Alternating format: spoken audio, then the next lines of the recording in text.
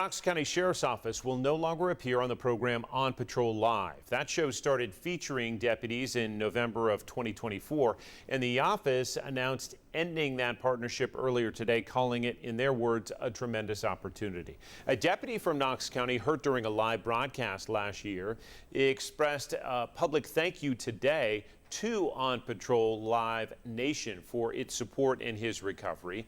10 News reporter Lauren Lovett joins us with part of his story. But first, you heard from the president of the Tennessee Sheriff's Association, Lauren, about the impact of ending this partnership. That's right, John. The association's president is also the sheriff of a neighboring county. He says while it was a novelty to see some of our local deputies on screen, the transparency of what happens on the job will still be on display from other agencies. The glimpse into the day-to-day operations of our local law enforcement officers is over. Honestly, I hate to see it go because, I did watch it occasionally, but at the same time, I can understand it. Because, you've got somebody else in your car, cameraman, that follows you around constantly. You're not only having to watch yourself, but you're having to watch them. Patrol Deputy Ryan Jackson has been with the Anderson County Sheriff's Office since 2019. He says Knox County being featured on Patrol Live had its benefits. It kind of creates that engagement because people's always wondering what we're up to, why we're speeding off somewhere. But also drawbacks like criticism. But he says the transparency it brought was a big deal, especially showing the assault that took place against Deputy Dalton Swanger. It was a real eye-opener, like I said, with Swanger. At that point in time is when the public sees, hey, this is how dangerous this job really is. Another reason audiences were drawn to the show was knowing the deputies they saw on screen and knowing the issues were happening across the region. Because what's happening in Knox County is happening in Anderson County and Roane County, Blount and Loudoun. It's the same police work. So you do lose that perspective.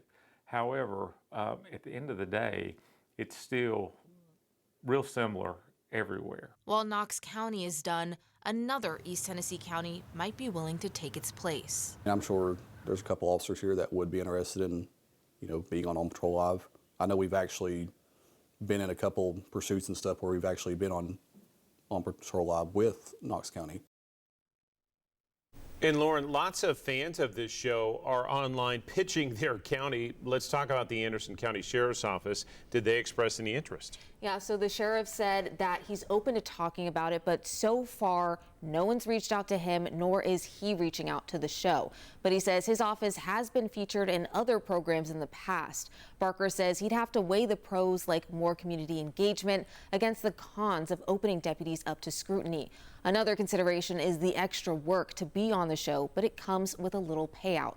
We reported at the start of this year that from January 30th of last year to December 9th, KCSO received almost $67,000.